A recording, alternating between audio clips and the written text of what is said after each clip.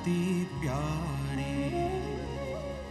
जिनको संतों का संग, जिनको सत्संग, संतों के संग से प्यार है, प्रेम है, वही भगवान की कृपा पाते हैं, वही कृपा का अनुभव करते हैं। आज परीक्षित भी सब संतों को प्रणाम कर रहे हैं, वंदन कर रहे हैं और कहते हैं कि भगवान आज तुम्हें धन्य हो गया कि अहो वयम धन्यतमा नृपाणाम महत्तमानुग्रहणीयशीला राज्ञां कुलम ब्राह्मणपादशोचात् दूराद् विसृष्टं बतगर्य कर्म। सब संतों को प्रणाम करके परीक्षित कह रहे हैं कि महाराज आज मुझे ऐसा लग रहा है कि मैं अब तक इस धरती पर जितने राजा हुए हैं लगता है कि मैं उन सबसे श्रेष्ठ हो गया हूं। क्यों? क्योंकि आज मैं इन आंखों से इतने सारे संतों का दर्शन कर रहा हूं। मेरे से श्रेष्ठ और कौन होगा? इतने संत एक साथ किसने देखे होंगे? जहां तक नजर जा रही है वहां तक संत बैठे हुए हैं। बड़ा आनंद आने लगा परीक्षित जी को। लेकिन परीक्षित जी ने विलंब न करते हुए उन सबके बीच में एक आसन लगाया और प्रश्न रख दिया कि म्रियमाण पुरुष को क्या करना चाहिए। जो मेरे इस प्रश्न का उत्तर दें वो आकर इस आसन पर बैठ जाए। लेकिन बंधुओं, कोई भी संत उठकर उस आसन पर आकर नहीं बैठे हैं। क्यों? क्योंकि सब जानते हैं कि इस आसन को पवित्र करने के लिए तो व्यास नंदन स्वयं पधारेंगे, स्वयं वेद व्यास जी के पुत्र आएंगे, सबको मालूम है। कोई नहीं बैठा उस आसन पर। अब इंतजार हो रहा है। परीक्षित जी बैठकर इंतजार कर रहे हैं कौन आएगा, कौन आकर बैठेगा। उसी समय श्री सूत जी महाराज गदगद कंठ से बहुत सुंदर वर्णन कर रहे हैं कि तत्रा भवत भगवान व्यासपुत्रो यदृच्छयागा मटमानो नपेक्षः अलक्षलिंगो निजलावतुष्टो व्रतश्च वालैरवधूतवेषः।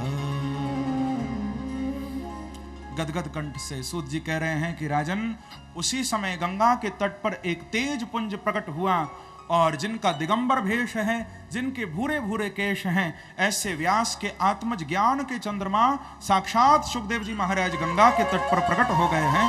बोलो सुखदेव जी महाराज की, सतगुरुदेव भगवान की। साक्षात सुखदेव जी गंगा के किनारे आ गए हैं और शांत भाव से आए हैं। आकर आसन को स्वीकार कर लिया, बैठ गए चुपचाप। सुखदेव जी महाराज परमहंस कोटि के महापुरुष हैं। तत्रागमत भगवान व्यास पुत्र। सुखदेव जी महाराज वहां पर आए हैं, तत्राभवत। लेकिन किसी को मालूम नहीं कहां से आए, कब आए, बस इतना ही मालूम चला कि आ गए हैं। बस तत्राभवत, तत्रैव अभवत, वहां पर अचानक आ गए सुखदेव जी, प्रकट हो गए। बंधुओं, ये सुखदेव जी महाराज बड़े विलक्षण हैं, बड़े अद्भुत हैं। आप लोग तो सब जानते हो, पैदा होते ही वन की ओर भाग गए थे सुखदेव जी तो, जो जन्म से ही सन्यासी हैं। परम वीतराग हैं, परम वैराग्य जिनके अंदर है। सुखदेव जी महाराज वहां पर आ गए हैं। जिनका दिगंबर भेष है, तन पर एक सूत का धागा भी नहीं है, अवधूत वेशः। जो दिगंबर हैं, दिगंबर का अर्थ होता है, देखो दिगंबर किसको कहते हैं? दिगंबर यानी दिशाएं ही जिसका वस्त्र है, उसको कहते हैं दिगंबर। ये दशों दिशाएं जिसका वस्त्र है, उसको कौन से वस्त्र की जरूरत है? लेकिन ये हम जैसे विषयों से भरे हुए जीवों के समझने की बातें नहीं है। ये तो सुखदेव जी जैसे, जिनके अंदर कामना का, जिनके अंदर वासना का लेश मात्र भी नहीं है, ये उनकी कोटि की स्थिति है। वो दिगंबर हैं, दिशाएं ही जिनका वस्त्र है। किसी ने पूछा कि महाराज सुखदेव जी का क्या कोई एड्रेस है, कहां से आए? कहीं ना कहीं से तो आए होंगे, कोई ना कोई एड्रेस तो होगा उनका। तो भैया उसका एड्रेस मैं आपको क्या बताऊं, जिसकी कोई ड्रेस ही नहीं है, प्रेम से कहो श्री राधे, उसका एड्रेस क्या होगा? जो दिगंबर है, कपड़ा ही नहीं कोई, क्या उसका एड्रेस होगा? बस आ गए, बैठ गए। लेकिन कैसे हैं सुखदेव जी? कहते हैं सूत जी कि निरपेक्ष, आहा, जिनको संसार से कोई अपेक्षा नहीं है, जिनको संसार से कुछ चाहिए नहीं, कोई कामना इनके अंदर नहीं है। क्यों? क्योंकि निजलाभ तुष्ट है। सुखदेव जी तो स्वयं से ही संतुष्ट हैं पूर्ण रूप से, निजलाभ तुष्ट। ऐसा वो कौन सा निजलाभ है भैया? एक ही लाभ है, निजस्य कृष्णस्य चरणयोः चिंतनेन तुष्टः, जो अपने प्राण प्यारे श्री कृष्ण के चरणों के चिंतन से ही संतुष्ट हैं, और कुछ नहीं चाहिए। या निजायाः राधायाः चरणयोः चिंतनेन तुष्टः, जो अपनी परम आराध्या, अपनी परम सद्गुरु श्री किशोरी जी के चरणों के चिंतन से संतुष्ट हैं। ऐसे श्री सुखदेव जी महाराज अनपेक्षः, जिनको किसी से कोई अपेक्षा नहीं है बंधु, ऐसे सुखदेव जी भागवत के सबसे उत्तम कोटि के वक्ता हैं सुखदेव जी। सुखदेव जी से बड़ा कोई भागवत का वक्ता नहीं हो सकता, क्योंकि भागवत के वक्ता को कैसा होना चाहिए, महात्म्य ये बात वर्णन की गई है कि विरक्तो वैष्णवो विप्रो वेद शास्त्र विशुद्धिकृत दृष्टांत कुशलो धीरो वक्ता कार्योति निस्पृह। महात्म्य ये बात लिखी हुई है कि भागवत का वक्ता कैसा होना चाहिए। सबसे पहले विरक्तो, भागवत के वक्ता को विरक्त होना चाहिए। विरक्त से तात्पर्य है कि वो गेह और देह में आसक्त न हो, विरक्त होना चाहिए। गेह और देह दोनों से विरक्त होना चाहिए, आसक्त न हो। वैष्णवो, भागवत का वक्ता वैष्णव होना चाहिए, वैष्णव परंपरा में दीक्षित होना चाहिए, वैष्णव हो। और विप्रो, व्यासपीठ पर बैठने वाला ब्राह्मण शरीर भी होना चाहिए। प्रेम से कहो श्री राधे। ये मैं नहीं कह रहा हूं, ये वेदव्यास की वाणी है, महात्मा की। विप्रो, भागवत का वक्ता ब्राह्मण ही होना चाहिए। अब ब्राह्मण को गद्दी पर, व्यासपीठ पर बैठने का अधिकार नहीं है। भागवत की गद्दी पर ब्राह्मण ही बैठे। यदि कोई अब्राह्मण कथा करना चाहे तो उसके लिए ऐसा विधान है कि एक छोटे ब्राह्मण बालक को गद्दी पर बिठाए और नीचे बैठकर कथा करे। लेकिन व्यासपीठ पर तो ब्राह्मण शरीर ही बैठना चाहिए, विप्रो। और वेद शास्त्र विशुद्धिकृत, कोरा नहीं होना चाहिए, उसने शास्त्रों का अध्ययन किया हो, शास्त्र पढ़े हो जिसने। क्योंकि भागवत इतना क्लिष्ट ग्रंथ है बंधुओं कि बड़े बड़े विद्वान भी इस कथा में मोहित हो जाते हैं। जिसने अध्ययन किया हो, जिस पर गुरु कृपा हो, जो गुरु के चरणों में बैठकर जिसने कुछ पाया हो, वो यहां बैठने का अधिकारी है। मूर्ख नहीं होना चाहिए। और इतना ही नहीं, दृष्टांत कुशलो, दृष्टांत देने में भी परम कुशल वो होना चाहिए। सुंदर कथा को समझाने के लिए दृष्टांत भी वो दे, लेकिन गंदे दृष्टांत नहीं, गंदी भाषा का प्रयोग यहां गद्दी से नहीं होना चाहिए। क्योंकि मूल में भागवत की कथा है, लेकिन आजकल तो कथा बहुत पीछे रह गई है। भागवत के विषय से, भागवत के अंदर जो मूल तत्व है उससे कोई मतलब नहीं है। आजकल वक्ता लोग बहुत भटक भी रहे हैं। नहीं, भागवत के विषय को समझाने के लिए दृष्टांत दिया जाता है। मूल में कथा है, मूल में भागवत विषय होना चाहिए। और धीरो, भागवत के वक्ता को परम धीर, परम गंभीर होना चाहिए, चंचल नहीं, बहुत गंभीरता, बहुत मर्यादा से गद्दी पर बैठना चाहिए, नाटक नहीं, धीरो। और फिर अंत में कहा वक्ता कार्योति निस्पृह, ये वक्ता का जो कार्य है ये तो अति निस्पृह, अति अकिंचन। प्रेम से कहो श्री राधे। यानी गद्दी पर बैठने के बाद मन में कोई कामना नहीं होनी चाहिए। लेकिन आजकल तो बड़ा दुर्भाग्य है ना कि अब तो व्यासपीठ से ही बस पैसों की बात हो रही है। प्रेम से कहो श्री राधे, इतना दो, इतना दो, इतना दो। लेकिन यहां कहा निष्प्रह भी नहीं, अति निष्प्रह। गद्दी पर बैठने वाले को तो अत्यंत निष्प्रह होना चाहिए, क्योंकि दो प्रकार के श्रोता वक्ता होते हैं। स्कंद पुराणोक्त महात्म्य में उद्धव जी महाराज के शब्द हैं, स्वयं उद्धव जी कह रहे हैं कि कृष्णार्थीति धनार्थीति श्रोता वक्ता द्विधा मतः, यथा वक्ता तथा श्रोता तत्र सौख्यम विवर्धते। उद्धव जी कह रहे हैं कि दो प्रकार के श्रोता और वक्ता होते हैं। एक होते हैं कृष्णार्थी श्रोता और वक्ता, दूसरे होते हैं धनार्थी श्रोता और वक्ता। लेकिन जब तक दोनों एक से नहीं होंगे तब तक कथा में आनंद नहीं आ सकता, यह ध्यान रखना आप। आनंद रस उसी कथा में बरसेगा जहां पर यथा वक्ता तथा श्रोता दोनों एक से होने चाहिए। अब वक्ता तो है धनार्थी, गद्दी पर बैठकर बस पैसों की बात कर रहा है, इतना दो, इतना दो। अरे पैसा मांगना है तो नीचे उतर के मांगो, व्यासपीठ की मर्यादा को क्यों हम भंग करें। तो अब वक्ता तो पैसों की बात कर रहा है, लेकिन श्रोता भगवान को पाने के लिए कथा सुन रहे हैं, क्या वहां आनंद आएगा?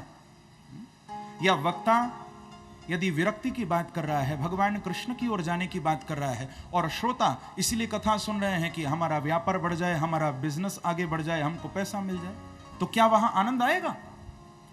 आनंद रस तो उसी कथा में बरस सकता है जहां सुनाने वाला भी कृष्ण को पाना चाहे और सुनने वाला भी कृष्ण को पाना चाहे। तत्र सौख्यम विवर्धते, उसी कथा में रस की वर्षा होगी, आनंद आएगा जब श्रोता और वक्ता दोनों कृष्णार्थी हों। अब बंधुओं, आप तो पता नहीं किस भाव से कथा सुन रहे हो, लेकिन मैं जो आपको रायपुर कथा सुनाने के लिए वृंदावन से आया हूं, सच मानना मैं दिल से बोल रहा हूं, मेरी और कोई इच्छा कोई कामना नहीं है, बस मैं इतना चाहता हूं कि आप सबको मेरे बांके बिहारी का प्यार मिल जाए, आप सब पर मेरे प्रभु की कृपा बरसे, यही कामना है बस। क्योंकि पैसा देने वाला तो वो मालिक बैठा हुआ है। हाँ? व्यासपीठ पर बैठकर श्रोताओं को छलने से क्या होगा? हाँ? अरे दुनिया को छलने से क्या होगा भैया? दुनिया को छलने से क्या होगा? जवाब तो वहां पर देना होगा। जब वहां जाएंगे तो क्या जवाब देंगे? उस परमात्मा को हम क्या बताएंगे? दोनों कृष्णार्थी होने चाहिए, वक्ता भी और श्रोता भी। देने वाले तो भगवान बैठे हैं, वो अपने आप कृपा करते हैं। बंधुओं, भगवान की कथा कोई निष्ठा से तो कहे, अध्ययन करके भागवत के श्लोकों का शुद्ध उच्चारण करके कोई मन से तो भगवान की कथा कहे, भगवान की कथा का वाचन करे। मुझे पूरा विश्वास है उसके जीवन में तो बिना मांगे ही उसे सब कुछ मिलेगा। कोई निष्ठा से उनकी कथा कहे तो सही, बिना मांगे सब मिले। एक प्रसंग आता है, एक पंडित जी थे और उन्होंने बहुत सुंदर राम कथा का अध्ययन किया, बहुत सुंदर उन्होंने रामायण को पढ़ा। लेकिन एक बार घर में ही बैठे हुए थे तो मन में सोचा कि कहीं से कोई कथा नहीं आई, तो चलो पास में ही मंदिर है, राम जी को एक कथा सुनाते। प्रेम से कहो श्री राधे। सोचा कि चलो राम जी को कथा सुनाएंगे। ऐसा विचार करके पंडित जी आ गए प्रभु के मंदिर में। कहा कि भगवान, अब कहीं कोई कथा के लिए बुलाने निवेदन करने नहीं आया, कोई निमंत्रण नहीं आया, तो एक कथा आप ही सुन लो। मन कर रहा है सुनाने का, छटपटाहट होती है अंदर एक कथा को कहने की। अब आसन लगाया, बैठ गए, वाल्मीकि रामायण लेकर 9 दिन तक निष्ठा से पाठ करने का संकल्प लिया। मैं प्रभु को कथा सुनाऊंगा वाल्मीकि रामायण की। बैठ गए पाठ करने, और भगवान श्री राम, जानकी जी, लक्ष्मण जी, हनुमान जी कान लगाकर कथा सुन रहे हैं कि आज कोई भक्त हमारी कथा हमको सुनाने आया है। क्योंकि मैंने पहले दिन कहा था ना कि श्रूयते कीर्त्यते चापि श्री कृष्ण तत्र निश्चितम। जहां भगवान की कथा होती है, भगवान स्वयं बैठकर सुनते हैं। हम लोग तो सुन ही रहे हैं, हम लोग तो गा ही रहे हैं, लेकिन भगवान भी बैठकर सुनते हैं। कान लगाकर प्रभु सुन रहे हैं कथा। लेकिन 9 दिन तक निष्ठा से पंडित जी पाठ तो करते रहे बंधुओं, परंतु भगवान ने मन में सोचा, हनुमान जी को बोले कि देखो पवन सुत, 8 दिन हो गए हैं, कल विश्राम है, कल 9वां दिन है और पंडित जी ने हमको कथा सुनाई है, तो मैं चाहता हूं कि पंडित जी को हम कुछ दें। अरे संसार में एक साधारण सा यजमान जब कथा कराता है तो वो क्या कुछ नहीं देता वक्ता को। भगवान बोले मेरी भी इच्छा है कि हम भी पंडित जी को कुछ दें, भेंट करें। हनुमान जी बोले कि प्रभु आपसे पहले ही मैंने सब व्यवस्था कर दी है, कल पंडित जी को मैं 1100 रुपए चढ़ाऊंगा, दूंगा। बहुत खुश हो जाएंगे वो, बड़े अकिंचन है। अब पुराने समय की बात है, 1100 तो उस समय बहुत हुआ करते थे। हनुमान जी ने कहा मैं 1100 कल इन पंडित जी को दूंगा। अब भगवान राम की और हनुमान जी की बातें वहां पर खड़े खड़े एक सेठ जी सुन रहे थे। प्रेम से कहो श्री राधे, बड़े चालाक थे। सेठ जी सुन रहे थे। सेठ जी ने मन में सोचा कि कल हनुमान जी 1100 रुपए देंगे, तो कुछ भी करके थोड़े पैसे तो मुझे भी मिले ना, ऐसा सोचा। तुरंत पंडित जी के पास गए। पंडित जी को जाकर कहा कि कहो महाराज कैसा चल रहा है पाठ। बोले सेठ जी 8 दिन पूर्ण हो गए हैं, कल विश्राम हो जाएगा, कथा पूरी हो जाएगी, पाठ पूरा हो जाएगा। सेठ जी बोले कि कुछ चढ़ोतरी हुई, कुछ मिला? कहा कि यहां देने वाला कौन है, मैं तो प्रभु को सुना रहा हूं कथा, वही कृपा करेंगे। अच्छा ऐसी बात है तो कल हम आपको 500 रुपए देंगे, कथा के प्रारंभ में हम 500 रुपए आपकी भेंट करेंगे। बोले सेठ जी ये तो बड़ी अच्छी बात है, आप दोगे तो। लेकिन सेठ जी बोले कि उसके बाद यदि जो भी फिर गद्दी पर चढ़ेगा वो मुझे देना होगा। प्रेम से कहो श्री राधे, क्योंकि जानते थे कि हनुमान जी 1100 चढ़ाएंगे, हाँ? तो फायदा होगा, फिर 100 रुपए तो कम से कम ज्यादा मिलेंगे। ये सोचकर सेठ जी ने बात पक्की कर ली। अब अगले दिन 9वें दिन पाठ शुरू हुआ, पहले ही आकर 500 रुपए चढ़ा दिया। क्योंकि पंडित जी ने भी ये बात इसलिए स्वीकार कर ली क्योंकि जानते थे कि यहां कल तो कोई आएगा नहीं। जब 8 दिन कोई नहीं आया तो 9वें दिन कौन आएगा, 500 रुपए मिलेंगे। लेकिन वहां बात हुई थी कि फिर जो भी चढ़ेगा सब उन्हीं का होगा। अब पंडित जी ने 500 रुपए दक्षिणा रख ली और 9वें दिन का पाठ शुरू हुआ। अब 9वें दिन का पाठ भी पूरा हो गया, पूर्ण हो गया। अभी तक किसी ने 1100 नहीं चढ़ाए। अब सेठ जी की नजर तो वहीं लगी है कि कब हनुमान जी 1100 चढ़ाएंगे और मैं पैसे उठाऊंगा, वही नजर लगी हुई है। जब बहुत देर हो गई, पंडित जी ने तो अपनी पोथी भी बांधनी शुरू कर दी। सेठ जी बोले अब तो बड़ी देर हो गई है, अभी तक पैसे नहीं चढ़ाए। तो इतना गुस्सा आई कि हनुमान जी के सामने जाकर विग्रह के हनुमान जी कोई खरी खोटी सुनाने लगे जोर जोर से। यहां तक कि इतना क्रोध आया सेठ जी को कि लात घूंसे भी हनुमान जी की ओर चलाने लगे। हनुमान जी को भी गुस्सा आ गई। हनुमान जी ने सेठ जी के पैर ही पकड़ लिया जोर से कस के। अब छुड़ाने लगा, लेकिन नहीं छोड़ते हनुमान जी, नहीं छोड़ूंगा। भगवान राम ने कहा कि हनुमान जी हमारे पंडित जी को 1100 रुपए भेंट करवाए या नहीं करवाए। हनुमान जी बोले कि महाराज चिंता मत करिए, 500 तो दिलवा चुका हूं, बस 600 ही बाकी बचे हैं, अभी निकलवाता हूं इससे। बोलो श्री वृंदावन बिहारी। बोले जब तक 600 और नहीं दोगे छोड़ूंगा नहीं पैर। सेठ जी को 600 और देने पड़े। पंडित जी को हाथ जोड़कर सेठ जी ने पूरे 1100 रुपए दिए और विदा किया। कहने का अभिप्राय बंधुओं, कोई पूर्ण निष्प्रह होकर अकिंचन होकर व्यासपीठ पर बैठकर निष्ठा से भगवान की कथा गाए तो मुझे पूरा विश्वास है कि बांके बिहारी उसके जीवन में कोई कमी नहीं रहने देंगे, बिना मांगे ही उसे सब कुछ देंगे। देने वाले तो परमात्मा हैं, इंसान किसको क्या दे सकता है। अकिंचन होकर कथा सुनाओ प्रभु को। और सुखदेव जी महाराज ऐसे ही वक्ता हैं, पूर्ण अकिंचन है, निरपेक्ष, किसी से कोई अपेक्षा नहीं है सुखदेव जी को। कि स्वसुख निवृत चेता तद्व्युदस्तान्य भावो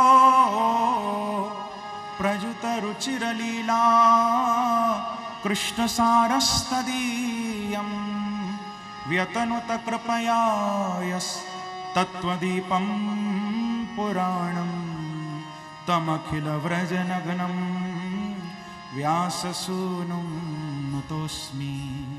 ऐसे परम अकिंचन, परम वीतराग, परम हंस कोटि के महापुरुष सुखदेव जी के चरणों में हम सब कोटि कोटि प्रणाम करें, उनको वंदन करें। हम कृपा करके हम सब पर सुखदेव जी पधारे हैं आज। प्रेम से कहो श्री राधे। बंधुओं, श्री सुखदेव जी महाराज कौन है? आप ये मत समझना कि ये कोई साधारण महापुरुष होंगे, परीक्षित को कथा सुनाई होगी, नहीं। उद्धव जी ने स्कंद पुराणोक्त महात्म्य में ये बात परीक्षित को कही है, क्योंकि उद्धव जी ने भी भागवत की कथा श्री वज्रनाभ जी को सुनाई है स्कंद पुराण में, और उस कथा को सुनने के लिए परीक्षित आए थे वहां पर। तो उद्धव जी ने परीक्षित को ये बात कही थी कि परीक्षित, तुम मेरे मुख से कथा मत सुनो भगवान की, तुमको कथा सुनाने कोई और आएंगे। बोले महाराज कौन आएंगे? तो कहाँ है उद्धव जी के शब्द हैं कि नंद नंदन रूपस्तु श्री शुको भगवान ऋषि श्रीमद् भागवतम तुभ्यम श्रावयस्यत्य संशयम। उद्धव जी ने कहा कि देखो परीक्षित, आपको कथा सुनाने के लिए तो स्वयं नंद नंदन का स्वरूप श्री सुखदेव जी महाराज पधारेंगे। ये सुखदेव जी कोई साधारण नहीं है, बांके बिहारी का ही रूप है। श्री शुको भगवान ऋषि। अंतर इतना ही है कि हमारे लाला, हमारे बाल कृष्ण, वो तो एक गृहस्थी के रूप से रहे प्रभु, लेकिन भगवान को भी इच्छा उठी कि मैं भी परमहंस आश्रम को पवित्र करने के लिए अवतार लूं, दिगंबर घूमूं मैं भी मस्ती में, विरक्त होकर। तो भगवान कृष्ण ही नंद नंदन रूपस्तु श्री शुको भगवान ऋषि, नंद नंदन श्री कृष्ण ही सुखदेव जी के रूप से आए हैं यहाँ। बोलो सुखदेव जी महाराज की जय, कृष्णचंद्र भगवान की जय। साक्षात पधारे हैं सुखदेव जी महाराज। परीक्षित ने चरणों को धोआ, पूजन किया है, आसन पर विराजमान कराकर विधिवत अर्चना की है, वंदन किया है, और फिर प्रश्न किया है सुखदेव जी के चरणों में कि अतः पृच्छामि संसिद्धिं योगिनां परमं गुरुं पुरुषस्येह यत् कार्यं म्रियमाणस्य सर्वथा। प्रश्न किया कि गुरुदेव आप कृपा करके बताइए कि जिसकी मृत्यु निकट हो उसको क्या करना चाहिए। म्रियमाणस्य सर्वथा, जिसकी मौत, जो मौत की ओर बढ़ रहा है। देखो ये जो म्रियमाण शब्द है, इस म्रियमाण शब्द में वर्तमान कालिक सानच प्रत्यय हुआ है, और जिसका अर्थ होता है कि जो काम हो रहा है। म्रियमाण यानी जो मरणशील है, जो मरणाविमुख है। ऐसा नहीं पूछा कि जो मरेगा उसको क्या करना चाहिए। परीक्षित ने पूछा है कि जो मर रहा है उसको क्या करना चाहिए, एक म्रियमाण पुरुष का क्या कर्तव्य होना चाहिए। परीक्षित के इस प्रश्न का उत्तर देते हुए सुखदेव जी महाराज स्वयं आकर अब भागवत के द्वितीय स्कंद का प्रारंभ कर रहे हैं, और बड़ा सुंदर सुखदेव जी के ही सुंदर वचन से, उपदेश से द्वितीय स्कंद का प्रारंभ हो रहा है भागवत के। श्री शुक उवाच कि वर्याणे शते प्रश्नः कृतो लोकहितं नृप आत्मवित्सम्मतः पूषा श्रोतव्या दिशु यः परः। बड़ा अद्भुत उपदेश किया। सबसे पहले सुखदेव जी की वाणी प्रारंभ हुई है परीक्षित के प्रश्न की प्रशंसा से। सुखदेव जी ने इस प्रश्न को बहुत अप्रिशिएट किया। वाह परीक्षित, क्या प्रश्न पूछा है तूने, कमाल कर दिया। वरियान एषते प्रश्न, कमाल का प्रश्न पूछा है परीक्षित। सबसे अच्छा प्रश्न वही होता है जो सबके कल्याण के लिए पूछा जाता है, और तूने जो पूछा है तो कृतो लोकहितम नृप, अपने लिए नहीं पूछा केवल, तूने तो सारे जगत के कल्याण के लिए आज ये प्रश्न किया। तेरे इस प्रश्न से सारे संसार का कल्याण होगा, क्योंकि परीक्षित केवल तू अकेला ही मौत की ओर नहीं बढ़ रहा, यहां हम सब ही मौत की ओर बढ़ रहे हैं। कौन ऐसा है जो नहीं बढ़ रहा? हम सभी तो जा रहे हैं। बंधुओं, वास्तव में यदि देखा जाए तो हम लोग जी नहीं रहे, हम सब मर ही रहे हैं। ये शरीर हर पल नष्ट होता जा रहा है। शरीर का अर्थ क्या होता है? क्षीर्यते जीर्यते रोगादिनाम यत्तद शरीरम, जो धीरे धीरे मौत की ओर बढ़ता जाए, जीर्ण शीर्ण होता जाए, यही तो शरीर है। हम सब रोज मर रहे हैं, हर पल मर रहा है ये जीव। क्या कोई कह सकता है कि मेरी मृत्यु नहीं होगी? ऐसा कोई जीव नहीं मिलेगा। बंधुओं, जीने के लिए तो बहुत सारी वस्तुओं की आवश्यकता पड़ती है, लेकिन मरने के लिए किसी वस्तु की जरूरत नहीं। मर तो कभी भी सकते हो, कहीं भी मर सकते हो। मौत को किसी बात की जरूरत नहीं है। जीवन को बहुत सारी सुविधाओं की जरूरत है, लेकिन मौत को किसी बात की अपेक्षा नहीं है, क्योंकि मौत का सामान पहले से ही सब तैयार पड़ा है, कुछ करने की जरूरत नहीं है। सारी तैयारी पहले से हो चुकी है। कफन भी तैयार है, बांस, मज्जा, डोरी सब बाजार में तैयार पड़े हैं, बस ऑर्डर देने की देर है, तुरंत आ जाएंगे। कफन का कपड़ा भी बिल्कुल तैयार है, बस मरने की देर है तुम्हारे। रोने वाले, चीखने चिल्लाने वाले भी सब तैयार बैठे हैं, बस चल बसे की खबर सुनने की देर है। मालूम चला कि चले गए, बस सब रोने पीटने आ जाएंगे। सारा सामान मृत्यु का तैयार है बंधुओं। तो इसीलिए मैं तो यही निवेदन करूंगा कि तुम्हारी अस्थियां बिखरें उससे पहले अपनी आस्था को जगा लेना। तुम्हारी यदि चिता जले उससे पहले तुम अपनी चेतना को जरूर जगा लेना। हाँ, यही भागवत का संदेश है। अस्थियां तो बिखरेंगी, चिता तो जलेगी, लेकिन उससे पहले हमारी आस्था जग जाए, उससे पहले हमारी चेतना जग जाए, तो कहना ही क्या है फिर। प्रेम से कहो श्री राधे। हम लोग सब मृत्यु की ओर अग्रसर हो रहे हैं, सब मौत की ओर हम आगे बढ़ रहे हैं, इसमें कोई संदेह नहीं है किसी बात का। प्रणाम। बोलो श्री वृंदावन बिहारी लाल की जय।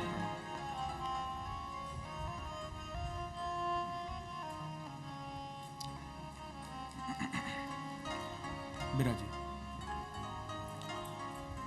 जय जय श्री राधे, जय जय श्री राधे, जय जय श्री राधे। तो कहने का अभिप्राय बंधुओं, मृत्यु का तो सारा सामान तैयार है, बस अभी राम से प्यार नहीं हो रहा, अभी हम राम से प्यार नहीं कर पा रहे, तो कोई बात नहीं, राम तुमसे प्यार करते हैं और राम नाम सत्य जरूर होगा।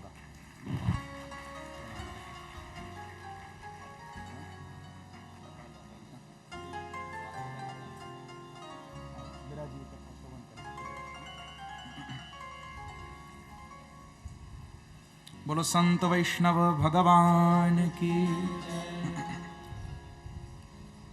तो कहने का अभिप्राय कि अभी हम राम तो नहीं कह रहे, लेकिन एक दिन राम नाम सत्य तो जरूर होगा ना। हमारे बीच में परम पूज्य संत महापुरुष पधारे हैं, एक बार ताली बजाकर हम सब आह्वान करें। तो सुखदेव जी यहाँ पर यही बात कह रहे हैं कि राजन, मरना तो एक दिन सबको है, जीने तो कोई आया ही नहीं है, यहाँ पर हम सब मरने ही तो आए हैं।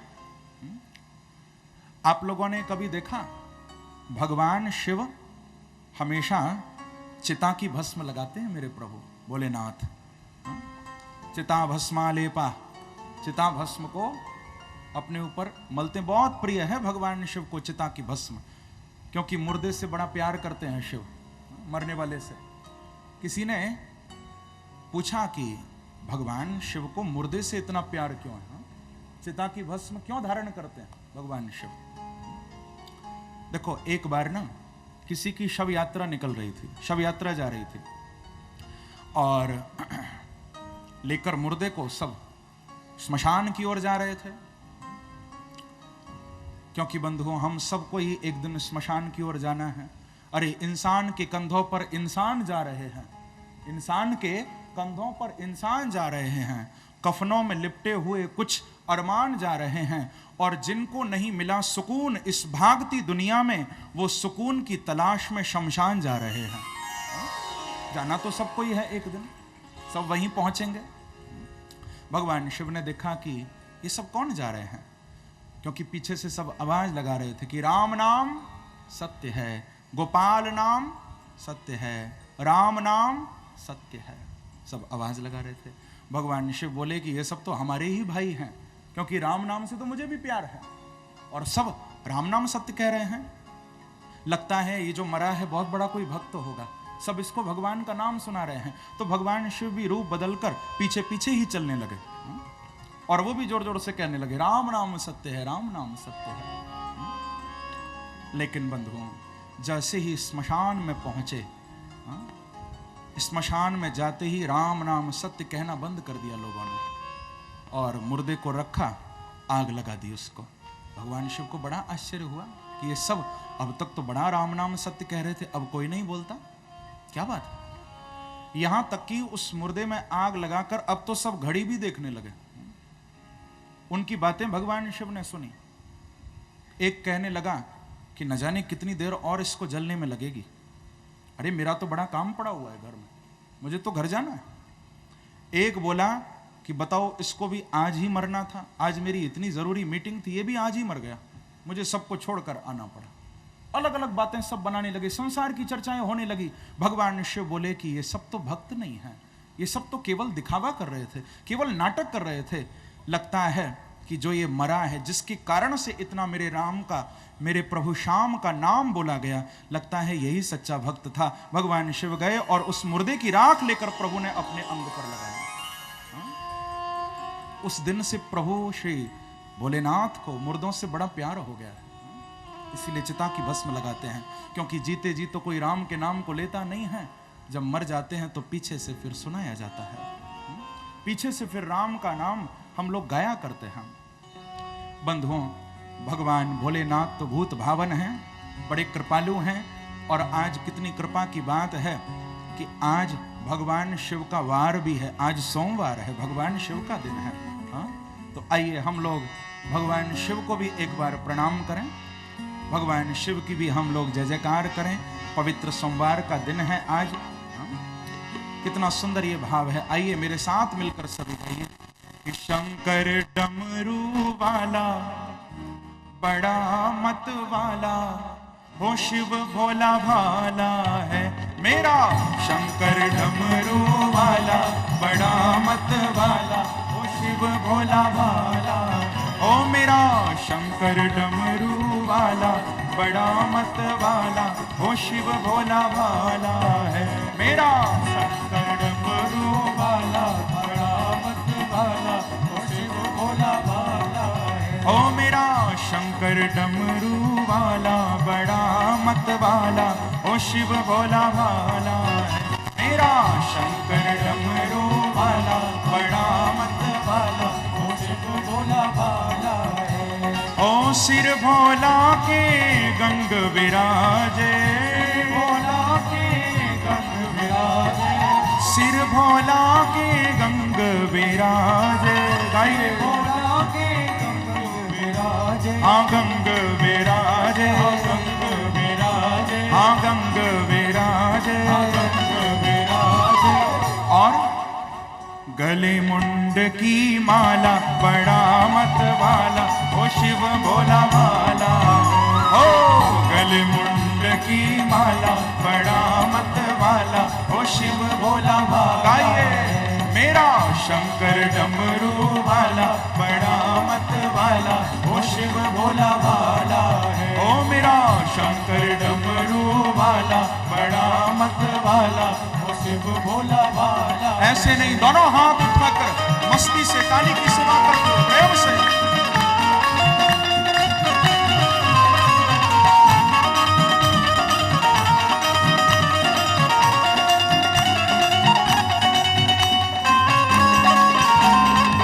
कहिए श्री राधे, राधे।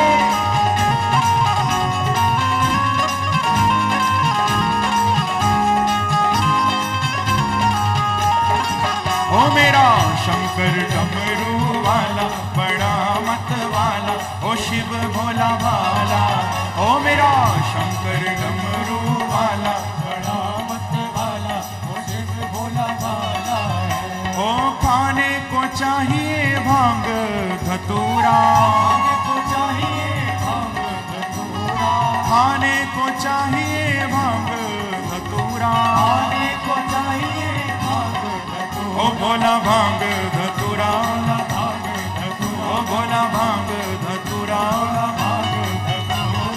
और इतना ही नहीं, बड़े अनोखे हैं भोलेनाथ। पीने को विष का प्याला बड़ा मत वाला, ओ शिव भोला भाला है। ओ पीने को विष का प्याला बड़ा मत वाला, ओ शिव भोला भाला। ओ मेरा शंकर डमरू वाला बड़ा मत वाला, ओ शिव भोला भाला। ओ मेरा शंकर डमरू वाला बड़ा मत वाला, ओ शिव भोला भाला है। ओ जय बम बम भोले, जय बम बम भोले, ओ जय बम बम भोले, जय बम बम भोले, ओ मेरा शंकर डमरू वाला बड़ा मत वाला, ओ शिव भोला भाला। ओ मेरा शंकर डमरू वाला बड़ा मत वाला, ओ शिव भोला भाला। प्रेम से ताली की सेवा करते हुए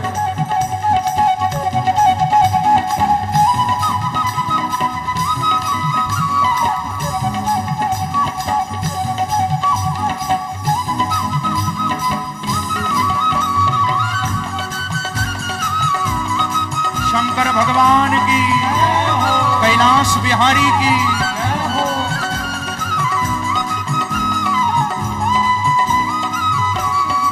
ओ मेरा शंकर डमरू वाला बड़ा मत वाला, ओ शिव भोला भाला। ओ मेरा शंकर डमरू वाला बड़ा मत वाला, ओ शिव भोला भाला। और बैठने को चाहिए नंदी सवारी, बैठने को चाहिए नंदी सवारी, ओ बैठने को चाहिए नंदी सवारी, बैठने को चाहिए नंदी सवारी। ओ भोला नंदी सवारी, ओ भोला नंदी सवारी। और कैसी वो सवारी होनी चाहिए?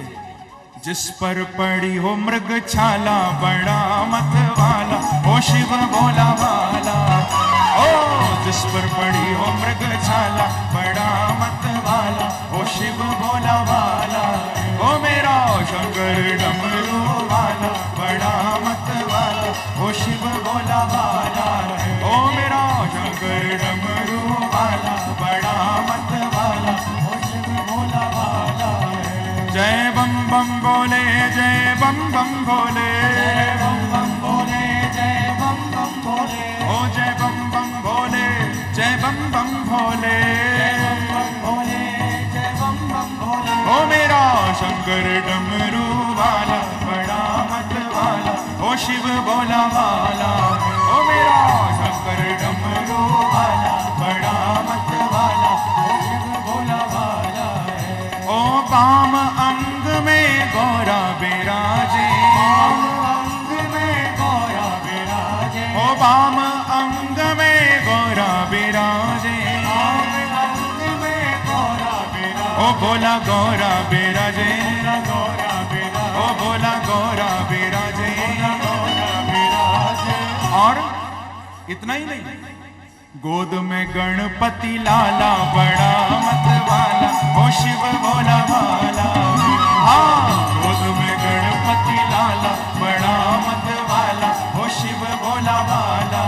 ओ मेरा शंकर डमरू वाला बड़ा मत वाला, ओ शिव भोला भाला। गाइए मेरा शंकर डमरू वाला बड़ा मत वाला, ओ शिव भोला भाला।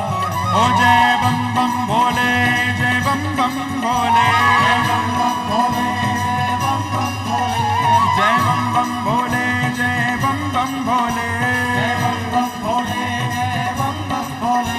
मेरा शंकर डमरू वाला बड़ा मत वाला, ओ शिव भोला भाला। मेरा शंकर डमरू वाला बड़ा मत वाला, ओ शिव भोला भाला। ओ मेरा शंकर डमरू वाला बड़ा मत वाला, ओ शिव भोला भाला है। मेरा शंकर डमरू वाला बड़ा मत वाला, ओ शिव भोला भाला है। ओ मेरा शंकर डमरू वाला बड़ा मत वाला, ओ शिव भोला भाला है। मेरा शंकर डमरू वाला बड़ा मत वाला, ओ शिव भोला भाला है। ओ जय बम बम भोले, जय बम बम भोले, जय बम बम भोले, जय बम बम भोले,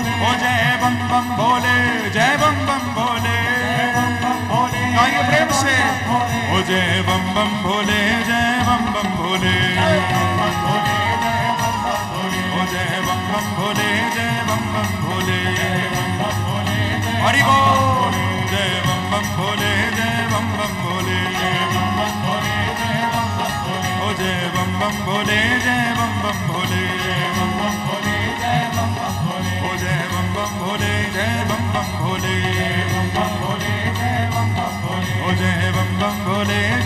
बम भोले,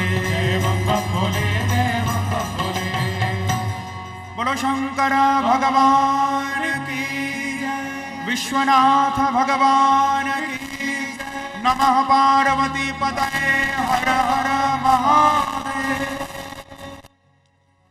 तो ऐसे भगवान शिव हैं जो चिता की भस्म लगाकर हम सबको बता रहे हैं कि एक दिन सबको राख ही होना है, सबको एक दिन राख में मिलना है।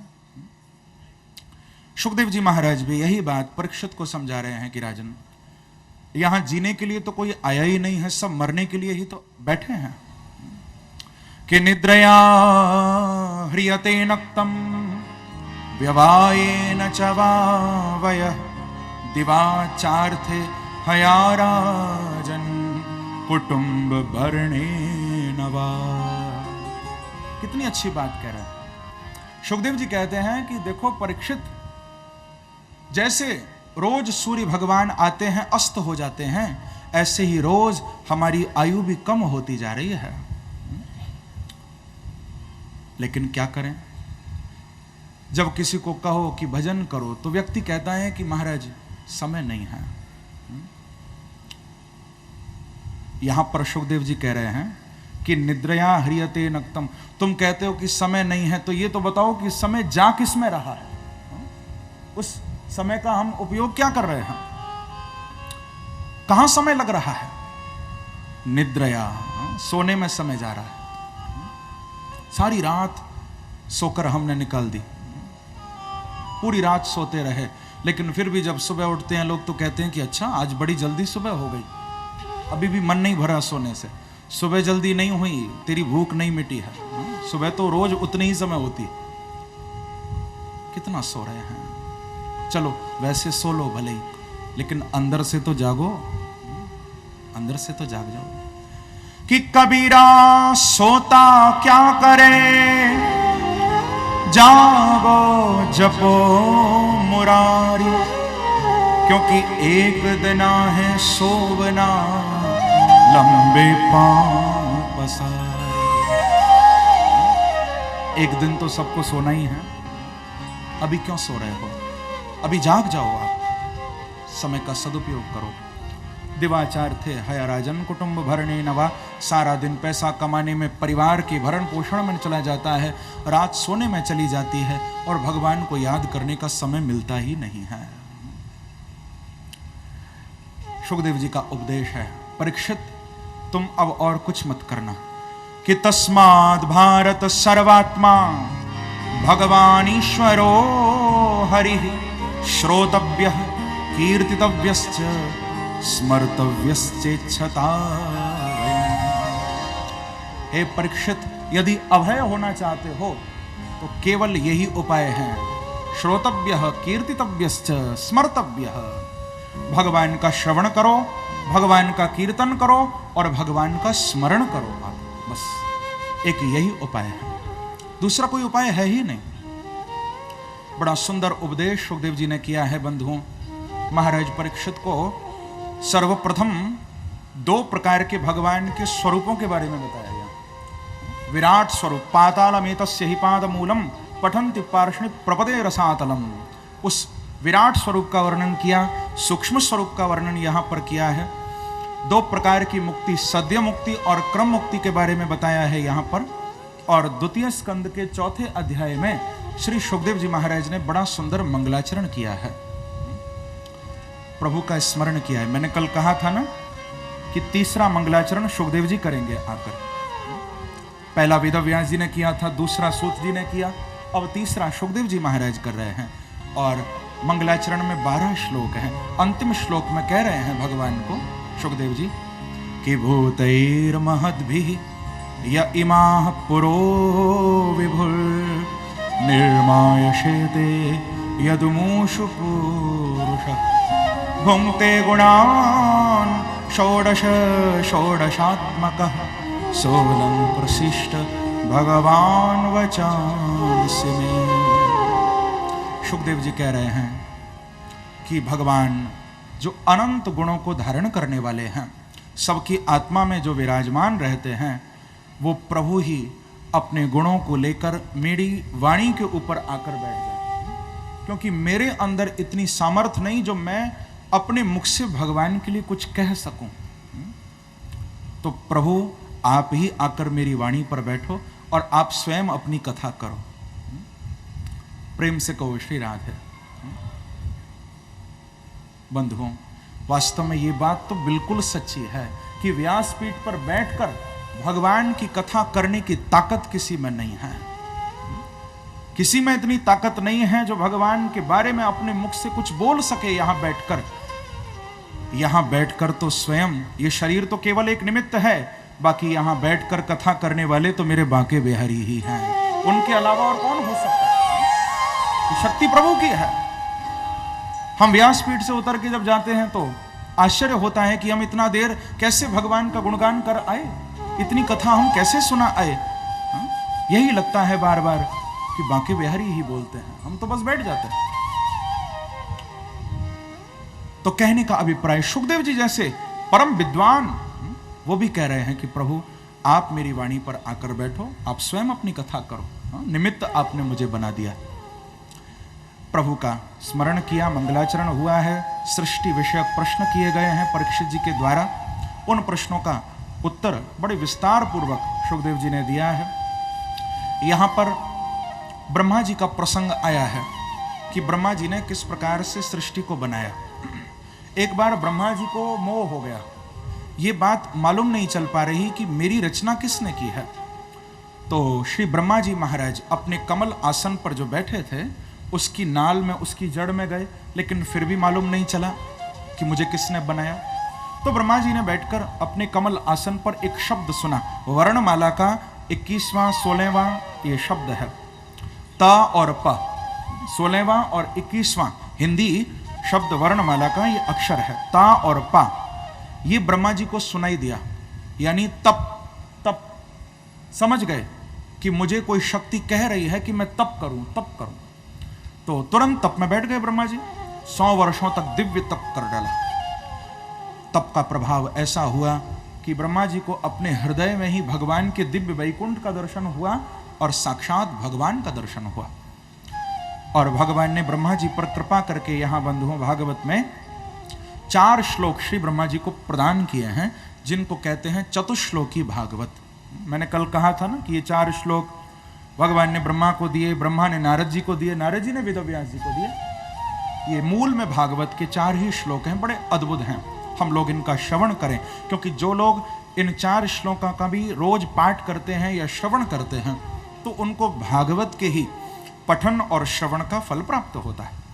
बड़े अद्भुत श्लोक हैं। भगवान ब्रह्मा जी के कर पर, हाथ पर अपना हाथ रख के ये उपदेश ब्रह्मा जी को कर रहे हैं प्रभु कि अहमेवा समेवाग्रे नान्यद यद सद सत्परम पश्चादहम यदे तच्च यो वशिष्येत सोऽस्म्यहम् ऋतेर्थम यत् प्रतीयेत न प्रतीयेत चात्मनि तद्विद्यादात्मनो मायां यथा भासो यथा तमः यथा महन्ति भूतानि भूतेषु चावचेष्वनु प्रविष्टान्यप्रविष्टानि तथा तेषु न तेष्वाम् एतावदेव जिज्ञासं तत्त्वजिज्ञासुनात्मनः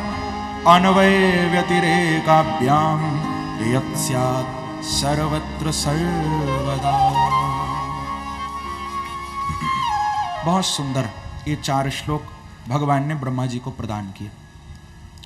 और इन 4 श्लोकों में क्रमशः पहले भगवान ने आत्म तत्व का वर्णन किया, माया तत्व का वर्णन किया, जगतत्व का वर्णन किया, ब्रह्म तत्व का वर्णन किया अलग अलग 4 श्लोकों में। सबसे प्रथम श्लोक का हम थोड़ा दर्शन करें तो भगवान कह रहे हैं कि अहमेवा समेवाग्रे नान्यद यद सत सत्परम। देखो ब्रह्मा जी, आप इस ज्ञान को अपने हृदय में धारण कर लो। बड़ा अद्भुत ज्ञान है। भगवान कह रहे हैं कि नारद जी, ब्रह्मा जी, जब ये सृष्टि नहीं थी, कुछ भी नहीं था, तो उससे पहले जो कुछ था वो मैं ही था। अहम एव, एवकार का अर्थ होता है ही, यानी मैं ही था। अहम एव, हम कहते हैं ना भगवान को त्वमेव माता च पिता त्वम एव। एव का अर्थ होता है ही। प्रभु आप ही हमारी माँ हो, आप ही हमारे पिता हो। भगवान भी यही कह रहे हैं, अहम एव। जब ये संसार नहीं था तो इससे पहले केवल मैं ही था। और जो आंखों से हम संसार देख रहे हैं, जो कुछ हमको दिखाई दे रहा है, भगवान कहते हैं कि ये भी मेरा ही रूप है, मैं ही हूं। और अंत में प्रभु ने कहा कि जो शेष बचेगा, योवशिष्येत सोस्म्य, जो बाद में शेष रह जाएगा वो मैं ही होऊंगा। बस मैं ही था, मैं ही हूं, और आगे भी बस मैं ही रहूंगा, और कोई वस्तु बाद में शेष नहीं रहेगी। जैसे कि एक दृष्टांत महापुरुष लोग दिया करते हैं इस प्रसंग में। वैसे तो कई दृष्टांत हैं, पर मुख्य रूप से स्वर्ण का दृष्टांत बड़ा प्रसिद्ध है यहाँ पर। जैसे कि स्वर्ण होता है, उस स्वर्ण को हम अग्नि में तपाकर अच्छे अच्छे आभूषण बना लेते हैं ना। थोड़ा ध्यान पूर्वक समझिए। पहले वो सोना था, अब उसको तपा लिया खूब अग्नि पर, तो हम उसकी अंगूठी बना लेते हैं, हार बना लेते हैं। फिर हम कहने लगते हैं कि ये मेरी अंगूठी है। फिर ये नहीं कहते ये मेरा सोना है, कहते हैं ये मेरी अंगूठी है, ये मेरा हार है, ये मेरा कंगन है सोने का। लेकिन जब दोबारा वही अंगूठी, वही कंगन, वही हार जब फिर अग्नि में तपा दिया जाता है, तो फिर क्या बचता है? वो फिर से सोना ही हो जाता है। अब हम थोड़ा ध्यान दें कि अग्नि पर जो तपा था वो सोना ही था, तपने के बाद जो आभूषण बना था वो भी सोना ही था, और बाद में जो शेष बचा वो भी सोना ही था। बीच में थोड़ी देर के लिए अंगूठी बन गया, हार बन गया, लेकिन है तो सोने का सोना। बस इसी प्रकार से बंधुओं, हम यहाँ जो कुछ भी देख रहे हैं सब भगवान का ही एक रूप है। पहले भी भगवान थे, ये संसार भगवान से ही बना है और बाद में भगवान में ही मिल जाएगा। यही इस श्लोक का भाव है। प्रेम से कहो श्री राधे। सबसे बड़ा ज्ञान यही है। सर्वम विष्णुमयम जगत, चारों ओर भगवान ही भगवान है। बस भगवान के अलावा दूसरा कोई है ही नहीं, वही बाद में शेष बचेंगे। द्वितीय श्लोक में माया के बारे में भगवान ने बताया कि मेरी माया क्या है, तो कहते हैं कि यथा भासो यथा तमः। बोले जो वास्तव में है वो हमको दिखाई न दे, और जो नहीं है वो हमको दिखाई दे, यही भगवान की माया है। हमारे स्वामी जी महाराज, परम रसिक आचार्य वृंदावन की विभूति स्वामी श्री हरिदास जी महाराज कितना सुंदर कह रहे हैं अपने सिद्धांत के एक पद में कि झूठी बात सांची कर दिखावत हो हरिनागर, निस दिन बुनत उघेरत जात प्रपंच को सागर। ठाट बनाए धरो मिहरी को है पुरुष ते आगर। कहें श्री हरिदास यह जिय जानो तीरथ को सो जागर। कहते हैं कि झूठी बात सांची कर दिखावत हो हरिनागर। हे बांके बिहारी, आप तो रोज झूठ को सच करते हो, रोज सच को झूठ बना देते हो। आप क्या कहना है आपका? ठाट बनाए धरो मिहरी को है पुरुष ते आगर। ये सब ठाट बाट, मिहरी यानी स्त्री, माया, ये माया का ठाट बाट सब आपने रचा दिया है, बना दिया है, लेकिन है पुरुष ते आगर। बस इस माया के पीछे ही तो वो पुरुष, वो परमात्मा, वो बांके बिहारी बैठा हुआ है। ये माया का पर्दा बंधुओं जब तक सामने है तब तक भगवान का दर्शन नहीं हो रहा हमको। ये माया का पर्दा कैसे हटे, कब हटे? तो इसके लिए केवल एक उपाय है, हमारे ऊपर किसी महापुरुष की, किसी गुरु की कृपा हो जाए, गुरुदेव के द्वारा हमको प्रभु का नाम प्राप्त हो जाए, भगवान का नाम यदि मिल जाएगा और हम यदि उस नाम को रट जाएंगे और माया के सामने डट जाएंगे तो माया हमें देखते ही अपने आप हट जाएगी और बाकी बिहारी का दर्शन हो जाएगा। प्रेम से कहो श्री राधे। प्रभु का नाम जीवन में आता है तो माया अपने आप दूर भागती है। तो बड़ा अद्भुत उपदेश यहां पर ब्रह्मा जी को किया, सृष्टि की आज्ञा दी है। ब्रह्मा जी ने इस ज्ञान को धारण किया। आगे फिर तृतीय स्कंद प्रारंभ हुआ, विदुर मैत्रेय संवाद प्रारंभ हुआ है, बड़ा अद्भुत। और उसी क्रम में फिर सृष्टि विषयक प्रश्न हुए हैं। सृष्टि का फिर पुनः यहाँ पर वर्णन किया गया है। सबसे पहले भगवान के अंदर ये भाव आता है, एको हम बहुश्यामः, एक से अनेक भगवान होना चाहते हैं। तो प्रकृति और पुरुष के मिलन से सर्वप्रथम महत्त्व की उत्पत्ति होती है। जिस महत्त्व में विकार होने से अहंकार उत्पन्न होता है और जिसके 3 विभाग हो जाते हैं, सतोगुण, रजोगुण, तमोगुण, 3 विभागों में वो बट जाता है।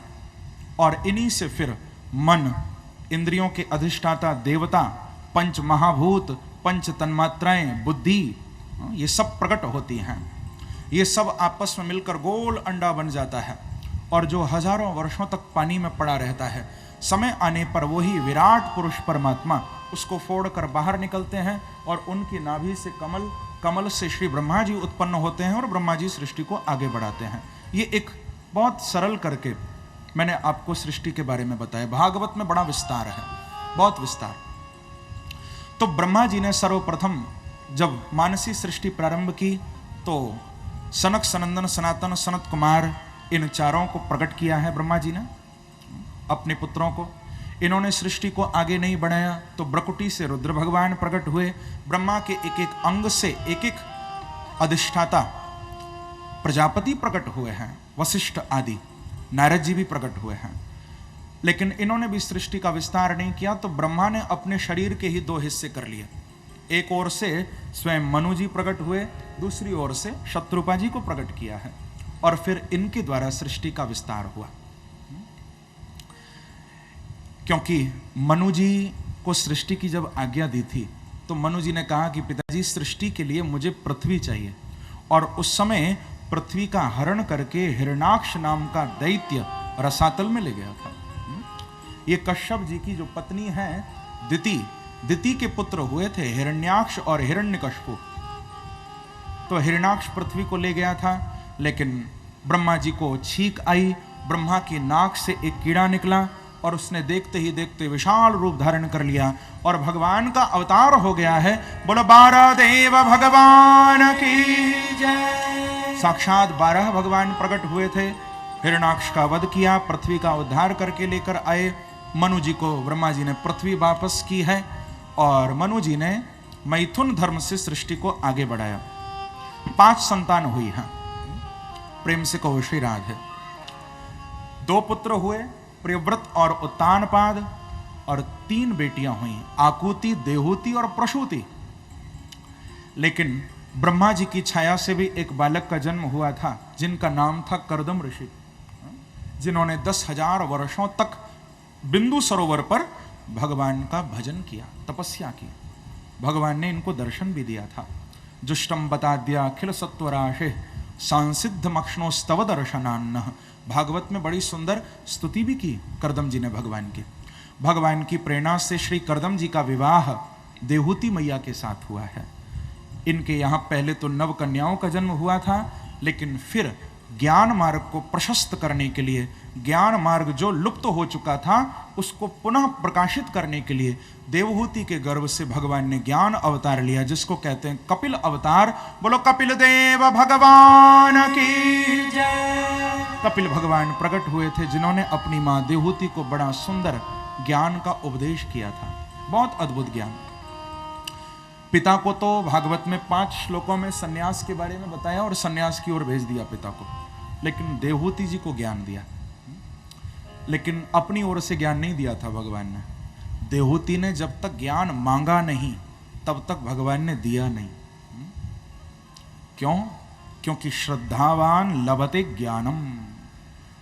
ज्ञान उसको ही फलीभूत हो सकता है, उसको ही प्राप्त हो सकता है जो श्रद्धा से ज्ञान को स्वीकार करे, लेना चाहे। तो देहूति जी ने स्तुति की है भागवत में कि तम त्वागताः शरणं शरण्यं स्वभृत्य संसार तरो कुठारम जिज्ञासयाहं प्रकृते पुरुषस्य नमामि सद्धर्म विदां वरिष्ठम। बड़ी सुंदर स्तुति भगवान की है। देवहूति ने कहा कि प्रभु आप मुझे शरण में लो, मैं समझ गई हूं कि आप मेरे केवल बेटे नहीं हो, आप तो भगवद अंश हो, ज्ञान का अवतार हो। अब मैं आपकी शरण हूं, शरण हूं। 2 बार कहा शरणम शरण्यम, आपकी शरण हूं, शरण हूं, आप मेरा उद्धार करिए। भगवान बोले कि मां क्या बात हो गई, क्यों दुखी हो रही हो? कहा कि अब मेरा मन संसार में नहीं लगता, मन बहुत मैला हो गया। भगवान बोले मां मैला हो गया है तो साफ करो ना। अरे मन यदि मैला हो गया है तो साफ करो। किसी ने कितना सुंदर कहा, प्रेम से कहो श्री राधे, तन साफ बनाते हो मन साफ बनाया करो। तन साफ बनाते हो मन साफ बनाया करो। दुनिया को रिझाते हो प्रभु को भी तो रिझाया करो, कभी भगवान को भी रिझा लो। तन साफ बनाते हो मन साफ बनाया करो, दुनिया को रिझाते हो प्रभु को भी रिझाया करो, भगवान को भी तो रिझाओ। 2 दिन की बहारों में मन को न फंसाया करो। संतों का कहना है भैया कि सत्संग में आया करो, कल्याण तो यही होगा। क्योंकि एतस्माद् परम किंचिन मनः शुद्धि न विद्यते। सत्संग से बढ़कर, भगवान की कथा से बढ़कर मन की शुद्धि का दूसरा कोई उपाय ही नहीं है। मां सफाई करो मन की। बेटा आप कहते हो कि मैं संग करूं, लेकिन किसका संग करूं?